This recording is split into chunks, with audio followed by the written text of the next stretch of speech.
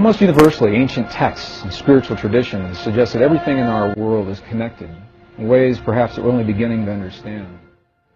This field of energy, this subtle field of energy, is in fact described by Western scientists as a net or a web that creates what they call the underlying fabric of all creation. This field of energy has been here from the very beginning. It is an intelligent field, an intelligence that responds deeply to human emotion. We must feel the feeling as if the prayer has already been answered. And in that feeling, we are speaking to the forces of creation, allowing the world to respond to us, allowing this field, the quantum hologram, the mind of God, to respond to us with what it is that we are feeling within our hearts.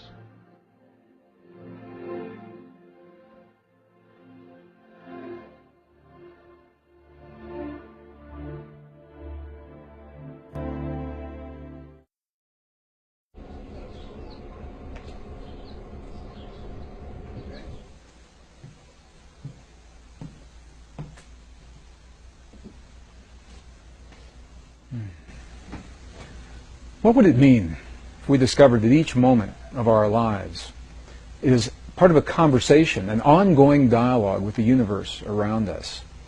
What if everything that happens in our lives, from the healing in our bodies to the peace of our world, to our marriages, our families, our romances, our divorces, all the things that we see as life in each moment of every day, what if they're a reflection of this intelligence, this field of energy that the ancients described in their language, and now that Western science is beginning to describe in a language that we recognize? Well, a growing body of scientific evidence suggests this is precisely the way that our world works. That the world, in essence, is nothing more and nothing less than a reflection of what we have become from within, our thoughts, feelings, emotions, our beliefs, our prayers. Princeton University physicist John Wheeler suggests precisely this concept in an interview recently. What he said was that we live in what he calls a participatory universe. But rather than thinking of the universe as something that's already created and that we're plopped down in the middle of it having these experiences, what Dr. Wheeler is suggesting is that the universe is a result of what we are doing in our lives. He says we're tiny patches of the universe looking at itself and creating itself along the way. Now, this is a radical concept because it suggests that when we look into the world of the quantum atom for that most minute, ultimate particle, we may never find it. Because every time we look, the act of looking is consciousness, placing, creating, building something there for us to see. And when we look into the expanses, the vast expanses of our universe, searching for the very edge of what we call creation, we may never find it. Because the act of consciousness searching is the creative force that puts something in place. Well, growing body, scientific evidence suggests this is precisely the way our world works. And what we'll find as we discover through the experiments that have been done recently in the 20th century is that the ancients may have been very, very close, in fact, to describing precisely the way our world works in the language of another time. Between 1993 and the year 2000, a series of experiments were conducted in accredited scientific and academic institutions that are now supporting precisely the concepts that the ancients so clearly spelled out in the language of their time. 3 of these representative experiments are absolutely shaking the foundation of everything we now believe about physics and the way our world works, and are in fact suggesting that we are connected through this field of energy. The idea that there may be an all-permeating essence that connects everything is really not so new. Even in the world of science, the late 1800s, there was this tremendous spiritual revolution that was sweeping the earth. And at that time, there was a great debate as to whether or not this field actually exists. And during that time, it was called the ether field.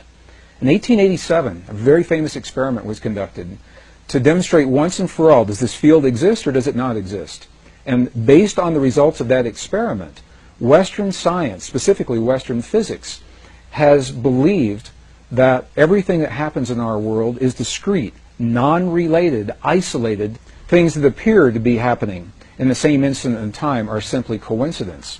The very famous Michelson-Morley experiment, the equivalent of the experiment, is if you were to go outside of the building where you are right now and moisten your finger and place it in the air above your head. And in that moment, you felt no wind against your finger, and from that concluded that no air exists around you. That's the equivalent of this Michelson-Morley experiment. They believe that if this field actually exists, it must be moving. And when they tested for movement, they found none, and from that concluded that the field doesn't exist. From 1887 until the early 1990s, all of Western science was based on the principle that what happens in one place has absolutely no effect on what happens somewhere else. And now we know that this is absolutely not true. So I'd like to share with you 3 experiments that are absolutely shaking the foundation of Western physics. The first was conducted by a Russian physicist, Vladimir Poponin, in the early 1990s. He came to the United States to finish this series of experiments.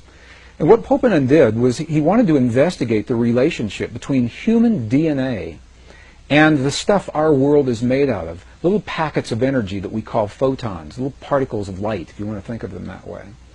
So the experiment consisted of taking a tube, a glass tube, drawing all the air out of this tube, creating what today we call a vacuum, implying that there's nothing left in this tube.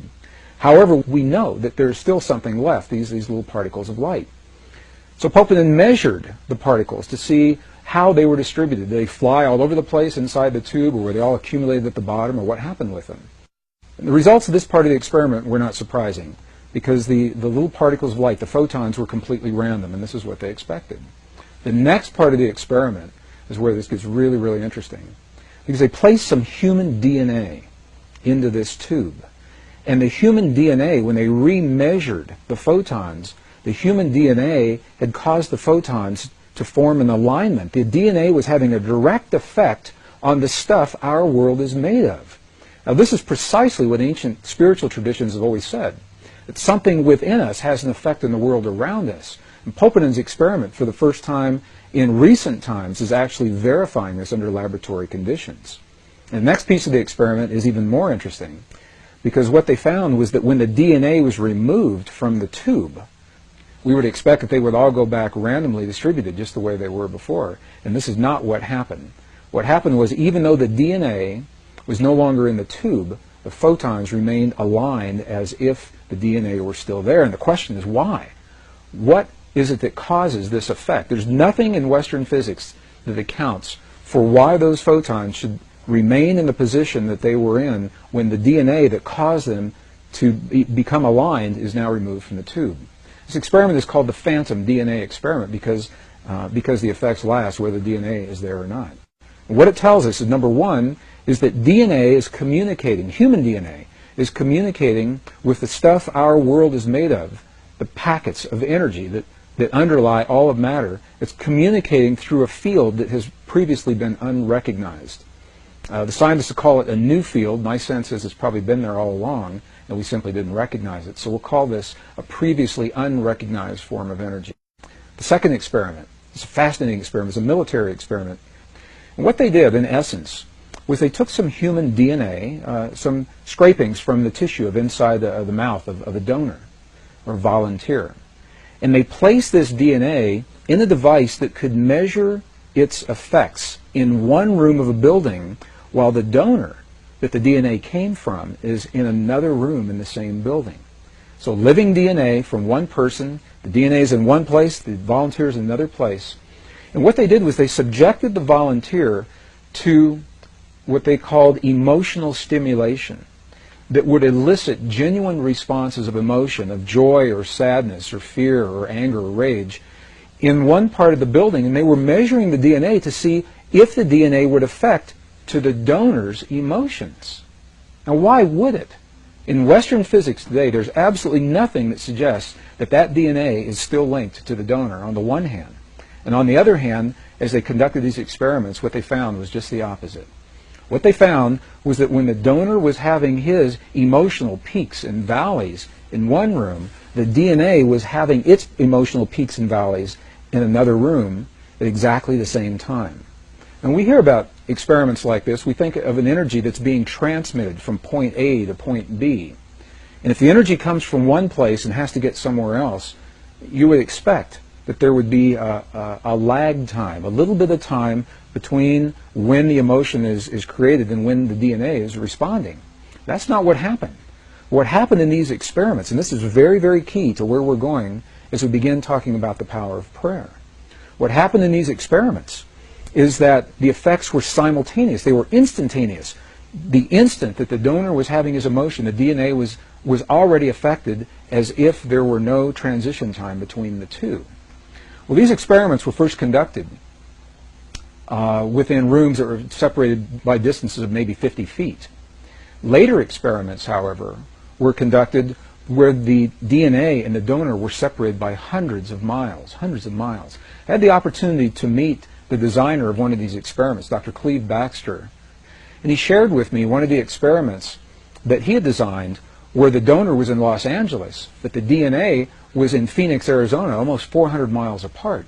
And the effects were precisely the same. Whether they're in the same building or separated by 400 miles, the effect is instantaneous.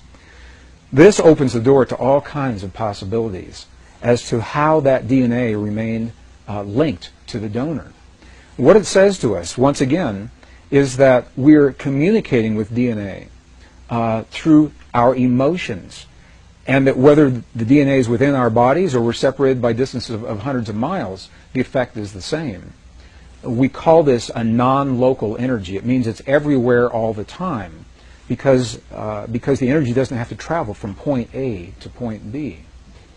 So the third experiment was conducted again in the early 1990s by the Institute of Heart and Math, a pioneering research organization based in Northern California that are exploring the human heart is much more than simply as a pump that moves blood through our bodies. And although our hearts do precisely that, it may be the least of what our hearts do.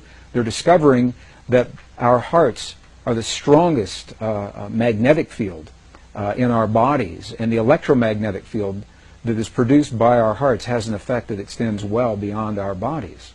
The Heart Math Institute had earlier discovered that around every human heart there is a field of energy shaped like a tube. It's called a tube torus, and extends between 5 and 8 feet beyond the human heart. And the question is, in this already acknowledged field, could there be another form of energy that is being carried by this field beyond our bodies? So they designed an experiment to test precisely this theory. There's no surprise. They took some human DNA, and they isolated the DNA and asked individuals that were trained to feel what are called coherent human emotions, very clear emotions of love, appreciation, compassion, or anger, rage, and hate, to have those feelings on demand. And as the people who were trained to have the feelings did so, they measured the way the DNA responded. And what they found was this. They found that in the presence of appreciation, love, compassion, forgiveness, the DNA became tremendously relaxed. And what we know from other experiments is that this relaxed state of DNA actually enhances our immune response. When you ask people what it is about the feelings of love and compassion that give us our high immune response, this may begin to tell us why, because the DNA is relaxed and actually allows certain portions of those little switches, if you want to think of them that way, to be enabled or turned on. And just the opposite is true as well. In the presence of anger, rage, hate, jealousy, DNA was tightened like a little knot, and it actually shut down in some instances. Those little switches depleted the immune response. Intuitively, we know this. We know that when people live in a state of jealousy or anger or rage, that depresses those portions of our bodies, and just the opposite, love, compassion, understanding, forgiveness, that those kinds of things are enhanced. And now, perhaps for the first time, these experiments are beginning to help us to understand why. It's the effect of human emotion on what is called the conformation or the shape of the DNA in our bodies. And what these experiments showed, and what the lab results, the lab notes in the published papers actually described, was that very specific kinds of human emotion have the power to change the shape of the DNA in our bodies.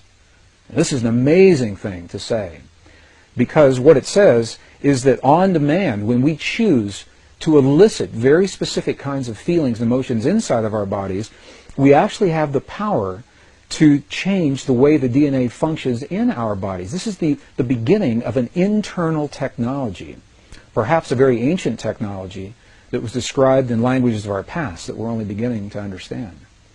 Well, each of these three experiments was interesting unto itself. In some instances, the researchers were not aware of the experiments that the other laboratories were doing. And these experiments are only representative. Other experiments have been conducted along the same lines, giving the same kinds of results. When you put them all together, however, rather than being interesting, isolated experiments, they begin to tell a story. And the story looks something like this. The first experiment, Vladimir Poponin's experiment, said that the DNA in our bodies has a direct effect on our world, on the physical stuff our world is made of on the energetic level.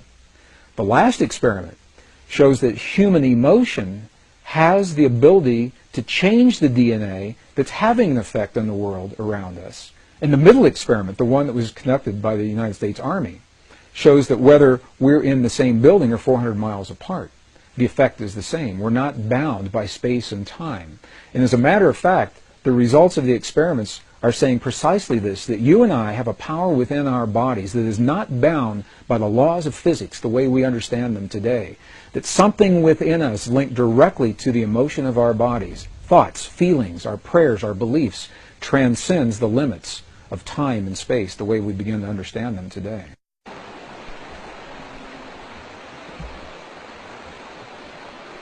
Ancient traditions describe this in the language of their time. Not only do they say that we are connected to the world around us, just the way Western science is now discovering, they invite us one step further, and they say, here's how you apply it in your life.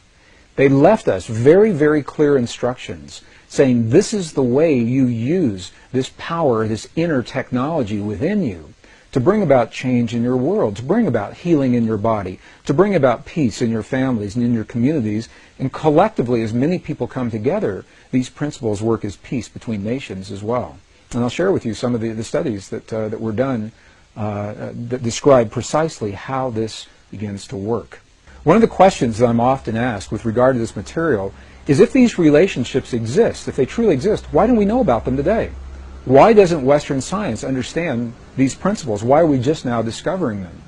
Well, the answer to that question begins in our understanding that the way we view our world today, our knowledge, is part of a lineage of wisdom that links us with our past.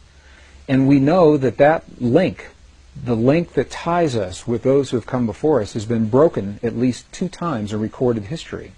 Twice in recorded history, something happened, an event occurred, and we lost information. And in some instances, it's information pertaining precisely to what we're doing right now. The first one of those breaks was with the burning of the Great Library of Alexandria in the 4th century. While we don't know precisely what was in that library, what we do know is that Roman historians had cataloged volumes and volumes of information. Scrolls is the way that material was written at that time. The Roman historian Callimachus, for example, cataloged over 536,000 scrolls in the Great Library of Alexandria before it was burned, and many of them were very ancient in that time, in the 4th century. And we know that the scrolls contain some of the most ancient documents of the Hebraic, ancient Hebrew traditions, of the Egyptian astronomical traditions and medical traditions, much of the wisdom that had been passed down from thousands of years earlier, describing our relationship to our world, to one another, and perhaps to something even greater. When that library burned, we know we lost tremendous amounts of information then. And the second time was with the edits of the Western biblical texts, the biblical traditions in the 4th century as well, in the year 325 A.D. It was during this time in the early Christian traditions when the Emperor Constantine pulled together a council. And at that time there was no biblical text, nice, neat, compiled text the way we see it today. It was a loose assemblage. Many of the texts were redundant. Some of them were poorly written. And very few people were able to access this material. And Constantine, in an effort to make it more accessible to a broad general audience, pulled together a council within the church and said, "Council, make me some recommendations. What should we leave in? What should we take out? How should we arrange this material?" And the result of that was what we call today our Western biblical text, biblical tradition. We know that at least 20 books were completely removed, and another 20 to 25 were tremendously edited, and the remaining texts were condensed and rearranged into what we see today as our biblical text. So as good as our Bible is today, the best biblical scholars will openly and freely admit that it is incomplete. And we know this because we're finding these documents in places like the Dead Sea Scrolls library. This is why they were so controversial. When we found the Dead Sea Scrolls for the first time, we were able to see many of these books in their original form. Some of them hadn't been seen for 1,700 years. And interestingly, many of the books that were edited or taken out completely are precisely the documents that describe our relationship to the universe and the creation around us through the power of human emotion.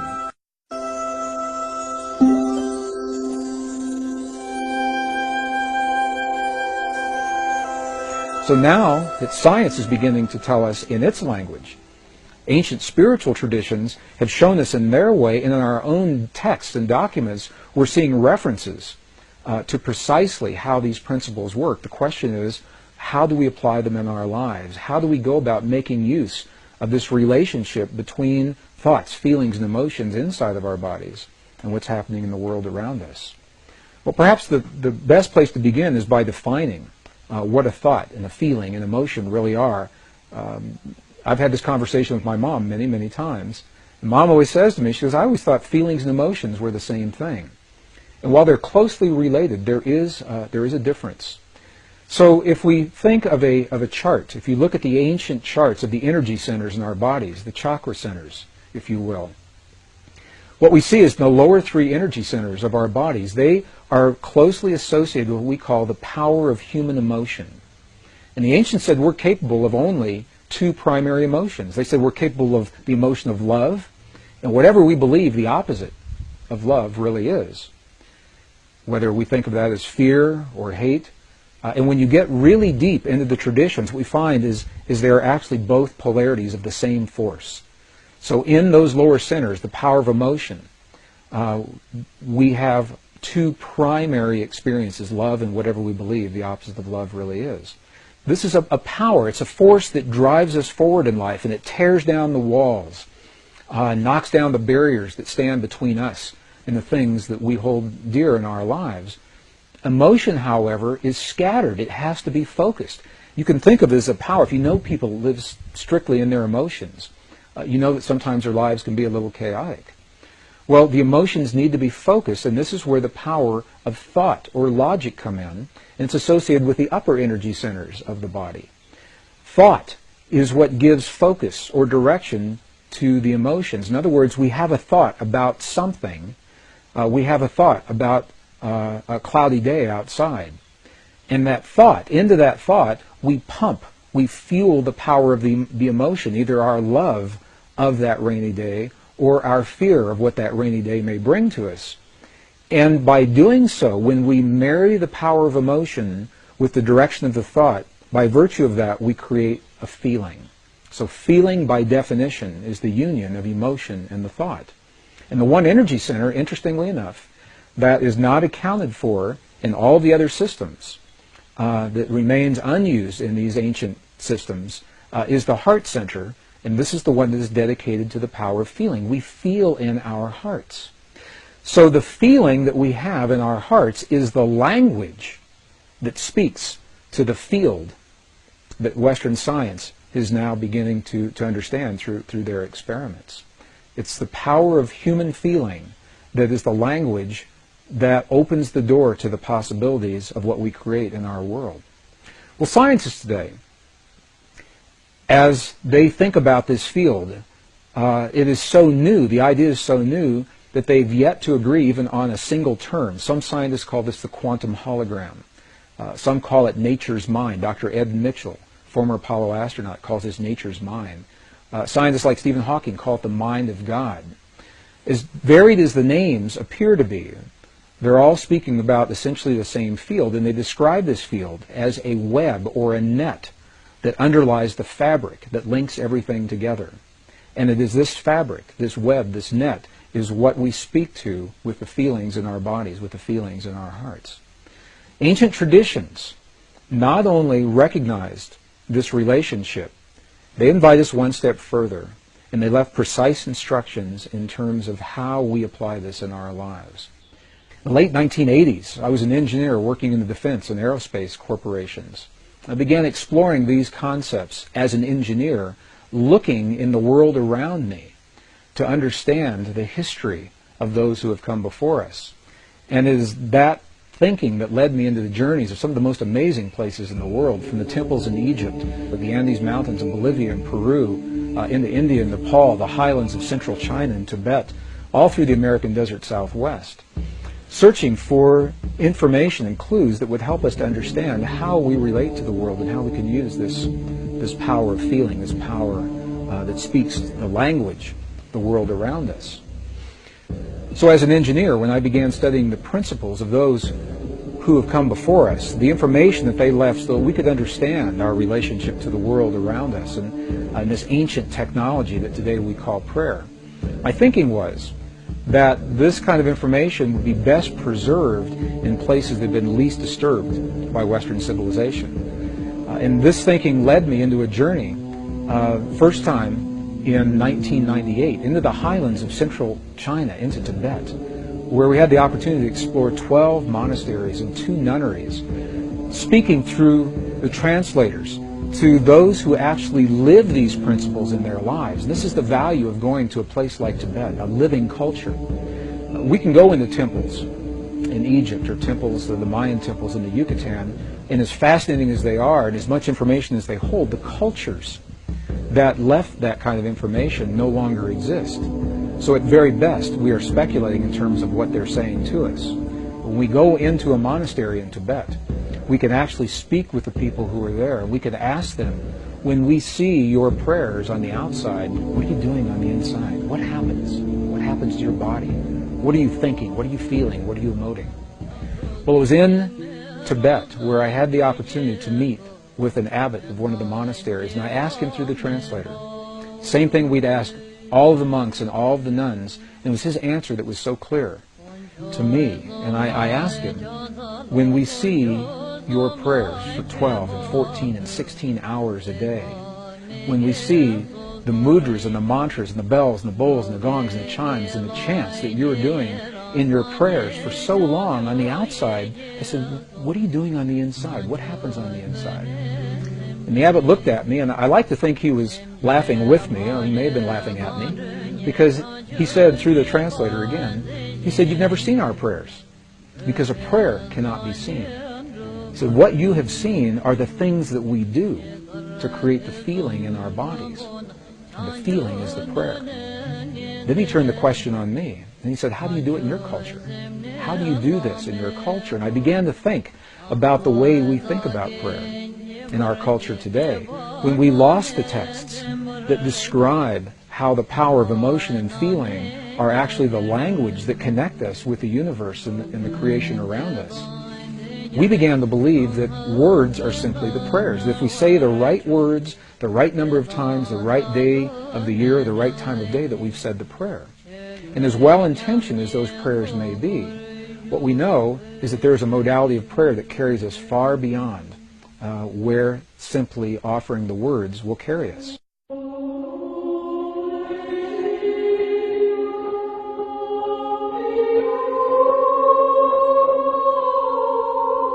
Western prayer researchers today identify 4 modalities of prayer. They say when we pray in the West, we use one or some combination of these 4 modes of prayer. The first is an informal prayer that's called a colloquial prayer. I had a friend of mine that lived in the Bay Area in San Francisco that would say this informal prayer coming home from work every Friday on the interstate. Dear God, if you let me get to the Conoco station before my tank runs out of gas, I'll never let my tank get this low again. And that is an informal prayer to God. The second mode of prayer is what is called a petitionary prayer, where we petition the powers to be. We petition the angels, or we petition God. Amen. Dear God, I claim the right to heal and be healed now in all past, present, future manifestations. That would be a petitionary kind of prayer. The third mode of prayer is a ritualistic prayer. Now I lay me down to sleep. God is great. God is good.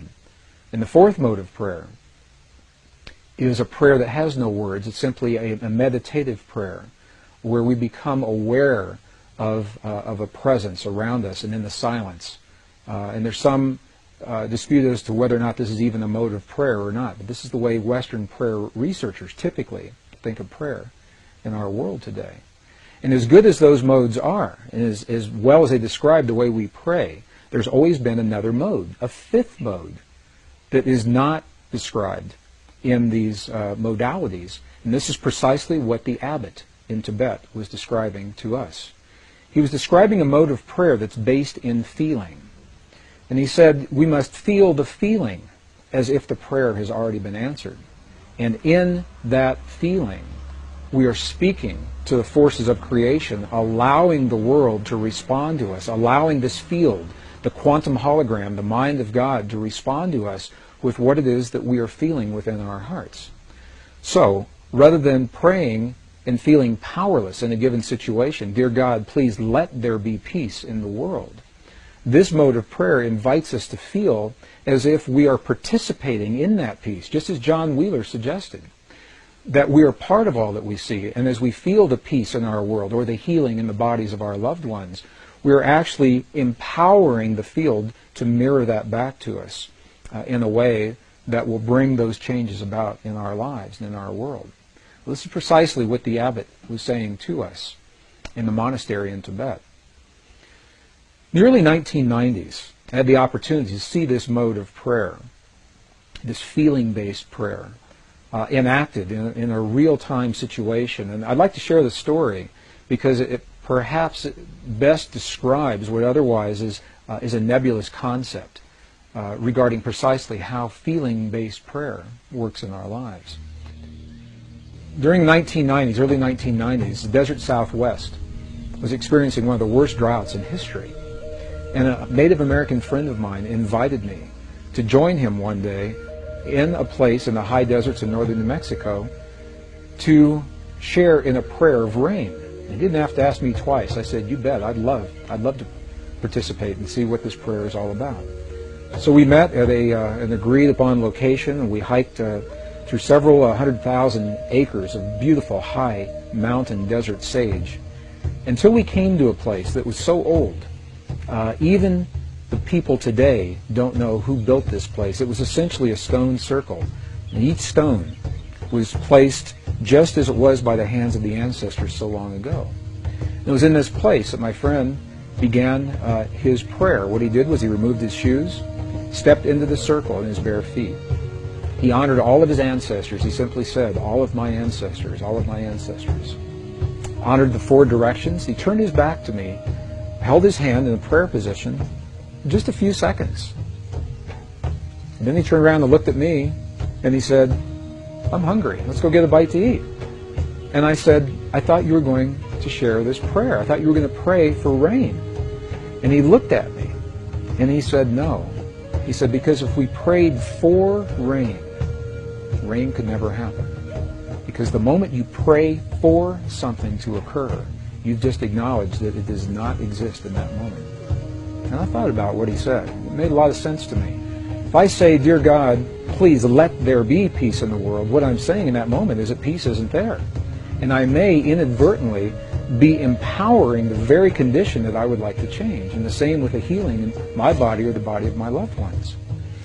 So I asked my friend, I said, if you didn't pray for rain just then, what did you just do? What happened when you closed your eyes? And you turned your back to me just for those few moments. And what he said was this. He said, when I closed my eyes, I began to feel the feeling of what it feels like to have rain in our Pueblo village. He said, I smelled the smells of what it smells like when the rain falls off the earthen walls of our buildings. And I felt the feeling of what it feels like with my naked feet in the mud. There's so much mud because there's been so much rain. He said, in that way, I opened the door to the possibility to bring rain into our world. Well, I think about this mode of prayer a lot. Later that afternoon, something amazing happened. I was watching the weather maps, and the drought that had happened for so long suddenly changed. We saw the high-pressure system move across Utah and then dip down from Colorado into northern New Mexico and make a little U-turn and come right back up. We had rain that night, and we had rain all the next day. It rained, and I called my friend. And I asked him, I said, there's so much rain, the valleys are flooding, the roads are flooding. What in the world is going on? And he was quiet just for a moment, and he said, that's the part of the prayer. He said, I never quite figured out. So I have no way of scientifically validating that my friend's prayer had anything to do with that rain. But the correlations are so high. We see it happen so many times, we know there is an effect. 1972, 24 United States cities were used to conduct an experiment where people were trained to feel the feeling of peace in a very specific manner, and they were strategically placed in these cities. Each city had populations over 10,000 people. And these were documented in some of the very well-known TM studies that were done back in the early 70s.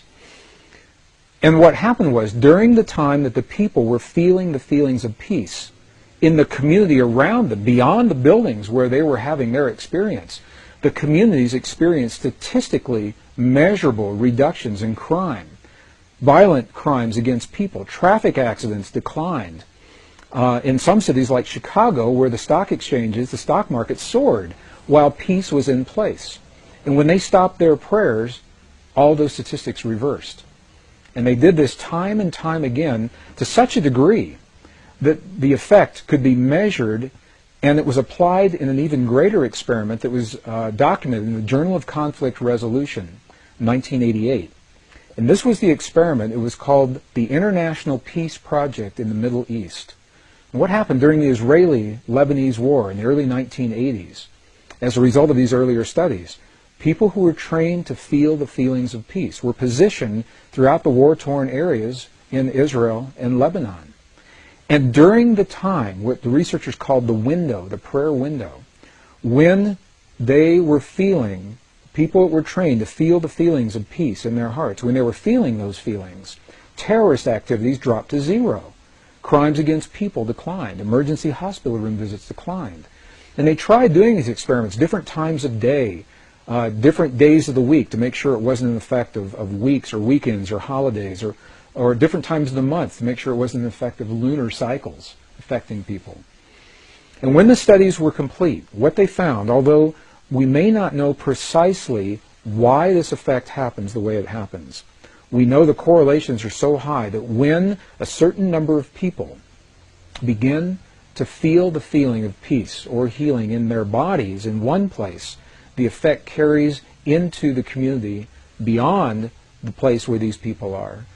And it is so precise that we now know, the statisticians were able to determine precisely the number of people that are required to kickstart, to jumpstart this kind of an effect. So I'll share the formula, and then I'll describe what that formula means. The effect is first noticed when a certain number of people are participating.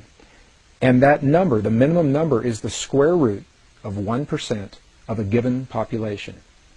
So what does that mean? If you have a city of 1 million people, for example, you take 1% of 1 million on your little calculator, and then you take the square root of whatever that 1% was, and that number tells you how many people are necessary, the threshold number, to begin the effect. Obviously, the more people that participate, the greater the effect.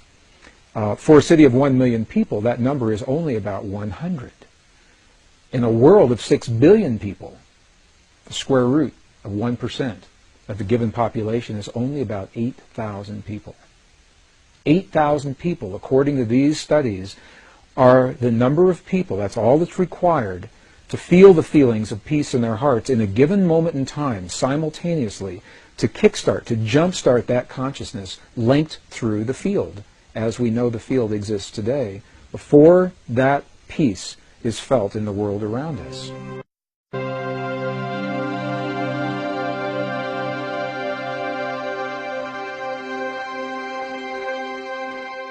So any discussion regarding this feeling-based prayer, this lost mode of prayer, sometimes seems little more than academic until we can actually apply it in our lives or see it applied in our lives.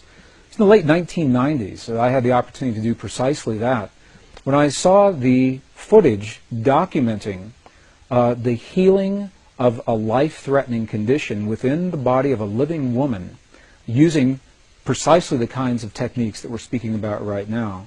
For me, it was this kind of information that took this lost modality of prayer out of the realm of academics and into something that's very real that we can apply in our lives. I had the opportunity during that time to see some video footage of the healing of a 3-inch diameter bladder cancer inside the body of a woman who, by Western medical standards, had been diagnosed inoperable. She had gone, as a last resort, to a medicineless hospital in Beijing, China. It was in this medicineless hospital where they began simply by addressing the life-affirming ways that she could change how she was living her life. They taught her life-affirming ways to breathe and life-affirming ways to nourish her body, gentle movements to stimulate the energy centers in her body. And as she was doing these and strengthening her body, at one point it made sense to undergo a process. Now I'd like to share this. I'd like to describe it to you as a very potent example of how the feeling world inside of our bodies has a direct effect, in this case a very graphic effect, on the world beyond our bodies. So in the video documentation, the film shows a woman lying on in a hospital room. She's fully awake, she's fully conscious, she believes in the process that's about to happen. Before her, there is an ultrasound technician who is running an ultrasound wand over her lower abdomen that we can see on a split-screen television. And on the left-hand side of the screen, they do a snapshot, a freeze frame of an instant in time for reference, so we can see what her condition looked like in that instant in time. On the right-hand side of the screen, we are able to watch real time as 3 practitioners stand behind her, working with the energy in her body and with the feelings in their bodies. And what they do is they begin to chant a word that to them they've agreed upon, that reinforces the feeling within them that she's already healed. The chant essentially says, already healed, already done. And as they begin to have this feeling and to say these words among themselves, on the computer screen, on the television screen, we can watch in real time this cancerous tumor as it disappears in less than 3 minutes real time. It's not like time-lapse on a documentary where you see a rose unfold in 30 seconds in something that normally takes days. This literally happens in less than 3 minutes. Her body responded to the feelings of the practitioners who were trained to have the kinds of feelings that they were having. And all they were feeling was the feeling of what it feels like to be in the presence of a woman who is already healed, fully enabled, fully capacitated. They were not seeing her as a woman who was sick, and they weren't saying, bad cancer, you've got to go away. It's a very, very different way of thinking about things, and it's a very graphic example of precisely how this principle works. I had the opportunity to speak to the gentleman, Luke Chin, that actually created this film. And I asked him a question. I said, what if those 3 practitioners weren't there? I said, could this woman have done this? Could any of us do this on our own? And he smiled at me when I asked him the question. He said, Gregg, in all probability, she probably could have done it alone. However, there's something about us humans in that we seem to feel more empowered and stronger when we're supported by others in the things that we believe in and in the things that we choose to accomplish. So while she probably could have had this feeling and done it herself, having these 3 practitioners work with her was the threshold that it took for her body to respond. All they were doing was having the feeling as if she were already healed, and in less than 3 minutes her body responded. What Western physics now is beginning to tell us is that the same energy, the same field that led to the healing in this woman's body also leads to peace between nations. It's the same thing, different scale, same principle. And I've been involved in experiments where hundreds of thousands of people joined together through the World Wide Web. We were coordinated on the internet at a given hour of time, a window of time, when we were trained to feel the feelings of peace in our bodies during that time. And when we did that, statistically, what happened in events around the world, there were wartime events. There were bombings, aerial bombings in Iraq that were scheduled, that were reversed during the window of time when this prayer was happening. Crimes against people declined. Emergency hospital room visits declined. There was a computer research project at Princeton University that was able to document the field of consciousness on a global level while these prayers were going on, and they saw a little glitch, a glyph on the screen indicating that consciousness was responding to hundreds of thousands of people feeling the feeling of peace in the moment that it was occurring. And what this tells us is that the field we're working with is a measurable field. You can pick it up with equipment. It can be measured on the computer screen. This was part of the research project at Princeton University that was called the Global Consciousness Project. So the field is real. It's out there. And it responds to us in ways now that we're only beginning to understand. Even more recently, the research has been done by the scientist Masaru Emoto regarding the relationship between human emotion, human feeling, and water drops is showing this relationship even more poignantly. What has happened is that these scientists, this particular research project, has discovered that droplets of water that make up over 70% of our world anyway and 70% of our bodies, that these droplets of water respond to human emotion, whether it is felt in the body or as it is actually written on labels that are placed onto vials of water, and the emotion of the researcher as the labels are being written and placed onto those vials. The vials are then frozen for a specific period of time, removed from the freezing process, and as they begin to thaw, they crystallize. And the crystals are the telltale sign of what is happening with the emotion. For example, they've taken water, highly polluted, highly toxic water, from some of the most polluted dams in the center of Japan. This water has never been known to crystallize. They just can't get it to crystallize. And when you look at it under a microscope, what you see, it's a very muddy, very nebulous form. There's no symmetry. There's no crystalline structure whatsoever before the emotions are in place. After the emotions are there, for example, when 500 people pray over some of this most polluted water, the before image shows the water in its toxic state. The after image of the same water shows this water beautifully formed, beautifully clear, beautifully crystalline, perfectly symmetrical, purely from the result of human emotion interacting and human feeling interacting with this field of water.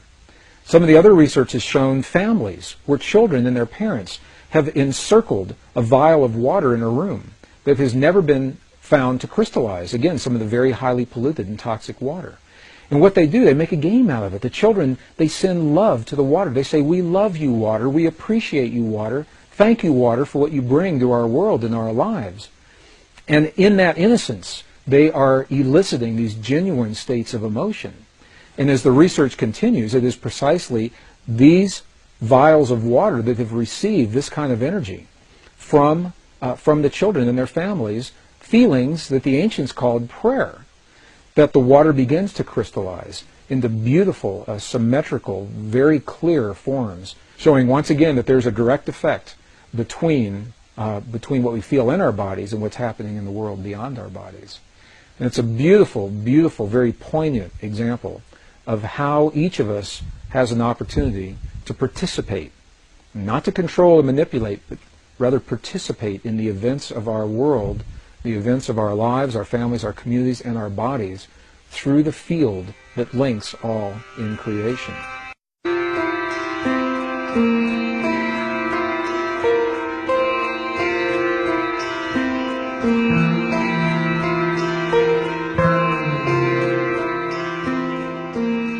One of the powerful principles, most powerful principles regarding the way this field works is the fact that the field appears to be holographic in nature.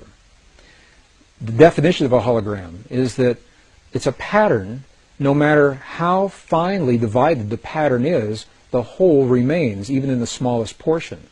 For example, a few years ago, there were bookmarks, shiny little foil strips, and when they were shown in direct light, that had an image of a rose fully in bloom, or the image of Mother Mary, or the image of a dolphin jumping over a pyramid. And in these bookmarks, if they were truly holograms, you could take and cut them into the smallest pieces, and then take the smallest one of those and cut it again, and look at it under magnification, and the entire pattern would still remain even in the smallest piece.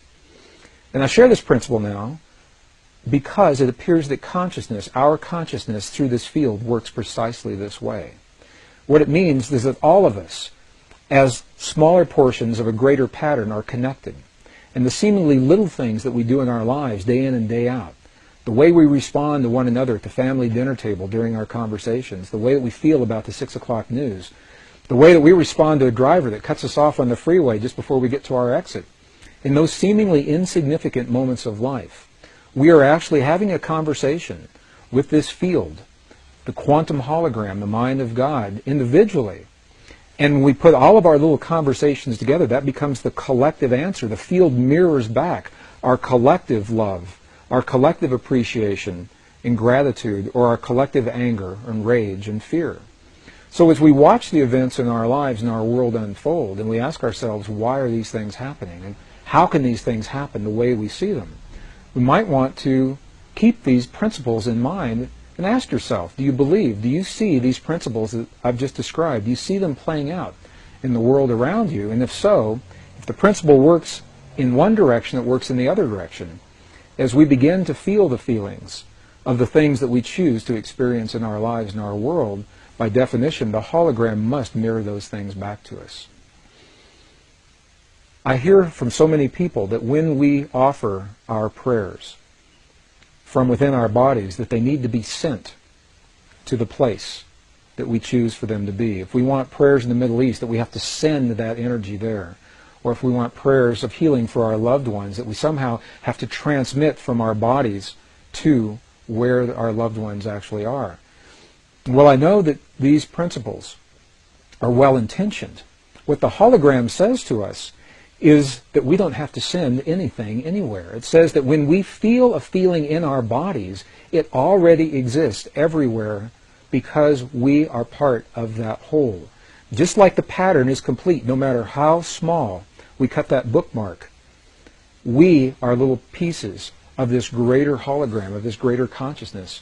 And by virtue of simply feeling and using the energy to create what we choose within our bodies, it already exists everywhere all the time.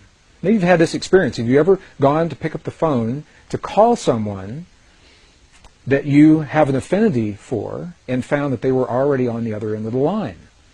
My mom and I have this experience. I try to call her at least once a week from wherever I am. It's not unusual for me to pick up the phone and find that she's either already there or her line is busy because she's calling me in that very moment. So when that happens, what is it that's occurring? How does the information get from where I am to where she is so that we're having that simultaneous connection? And I know almost everyone has had this experience before. And the quantum hologram, perhaps, the holographic principle, this is the answer to this question. It's because when we feel something in one place, to some degree that feeling is already existing in every other place. And to the degree that we can focus that feeling within our bodies and hone our ability to feel those feelings clearly in our hearts, rather than simply think them in our minds, to that degree we have the opportunity for the kinds of healings that we see in the medicineless hospital, and for the effects that we feel inside of our bodies to be carried beyond our bodies into the world around us. So what does this information say to us today, really, about the way we live our lives and what we see happening in our world? Well, at the very least, what it says is that there's something out there. There's a field, a living intelligence that links, it connects everything in creation, excluding nothing. Whatever we see happening in our world, whatever we have happening in our bodies, we know by virtue of this principle that it's part of everything else. We know that we are linked to the field through what we call thought, feeling, and emotion. And specifically, the feelings in our hearts are the language that speak to the field. It's the language that the field recognizes. The field may not recognize the mental processes of language when we say, "Dear God, please let there be peace in our world. However, the field definitely recognizes the language of the feeling when we feel the feeling in our hearts as if that peace is already there. These are the principles, some of the most subtle and the most empowering principles that were left to us by the ancients in the language of their time. Today, 400 years after the birth of Western science, we're only now beginning to understand precisely the same principles. So while we may not fully understand everything there is to know about this field, where it comes from, or why it's there, we do know enough to apply in our lives the principles that we've seen work under laboratory conditions that the ancients left for us as well. From my perspective, this is a very empowering body of information, because it takes the idea of prayer beyond any religious or spiritual tradition and makes it an inner technology that's open to everyone, regardless of our beliefs, or our lifestyles, or our bloodlines, or our heritage, or how or where we choose to live our lives. What it says to us in every moment of life, we're having a feeling. And by virtue of that feeling, we're communicating to the world around us. So rather than seeing a prayer as something that we do every once in a while, when we'd like to change our world, and then we stop the prayer and get up and walk away, perhaps we can redefine prayer as the way that we feel in our lives, and because we're always feeling in every moment in life, life becomes the prayer. Life becomes the living prayer. We can always have the feelings of peace in our hearts, whether we're driving down the freeway or studying in our classroom or going to the mall or the airport. To some degree, we can feel that feeling of peace. Life becomes the prayer. And as we look at the world around us and we see a world that so many people is changing so very, very fast, some people feel the world is absolutely out of control, feel powerless to do anything about it. These subtle principles remind us that we're part of all that we see. The world around us is nothing more, nothing less than a reflection of what we have become from within. And in the language of those who have come before us, we're reminded that we must become the very things that we choose to experience in life. We must become the peace and the healing, the cooperation, the compassion, the love, the nurturing that we choose to experience in our lives. We must become those very things so that the field has something to mirror back to us. And in that way, we each are given the guidelines, hopefully, to help us to become better people. And as we become better people in that way, we build a better world.